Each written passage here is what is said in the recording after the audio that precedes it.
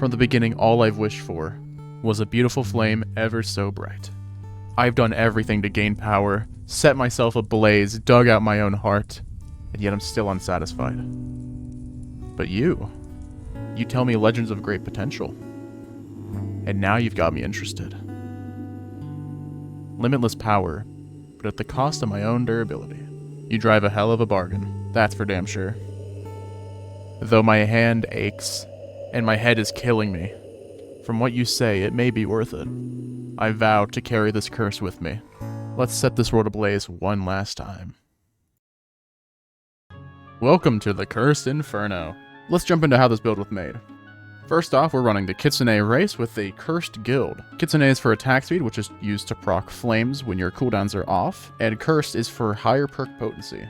For infusions, I'm running Ember Mage for the Ignition perk, along with wearing Cursed Flame armor with a Fire Ring and Fireball rune. And to top this build all off, 5 Blazing Enchants for the Wildfire perk. With all the ignition that we've stacked up, our M1s will very frequently proc flames, and because of Wildfire, these flames will burst in a large AoE. We'll be running Flame Slash for a guaranteed flame proc at a large range with a piercing effect, allowing us to hit multiple mobs and get a lot of AoE damage in. Along with that, the Fireball rune gives us a secondary long-range guaranteed flame proc for even more AoE burn damage.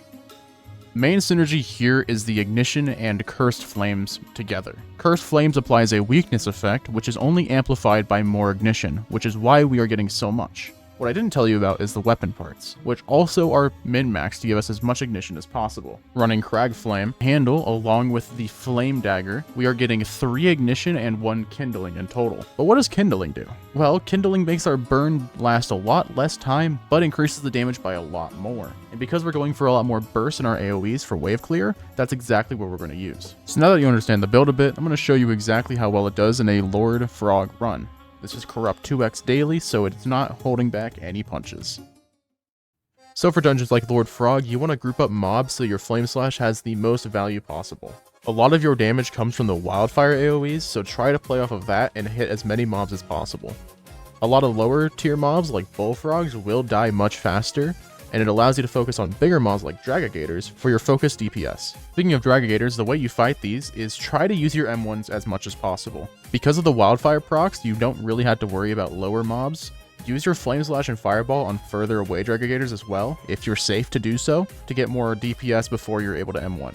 For general wave clear waves like 14 and 18, you want to try and group things up as much as possible before wiping them out, just to allow yourself to get as much DPS as possible. We're trying to get the most out of our Fireball and Flame Slash so that we don't have to resort to our M1 damage. But please, if you use this build, remember, Ignition is incredibly useful. It can save you in a lot of situations as long as you remember you have it. So when using this build, remember, your flame is your greatest ally. Ignore your friends, focus on the mobs. The other players will live if everything else is dead. It might take some practice to get used to how you need to fight mobs, as a lot of the other builds are just M1 until you kill the thing. But remember, you are wave clear. You aren't expected to do high damage against bosses and big mobs like Dragagators, especially because of Dragagators' flame resist, so just do your best. You are the extra DPS when it comes to bosses. Abuse your M1s if you can. Also, when it comes to Curse Guild, don't eat a bunch of sword corruption. Otherwise, you'll become like this guy.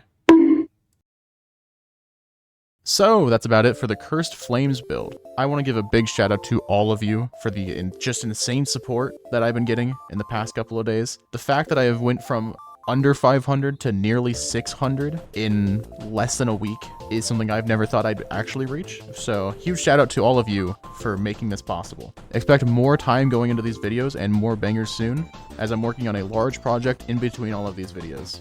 And as always, love you all, subscribe, and have a great day.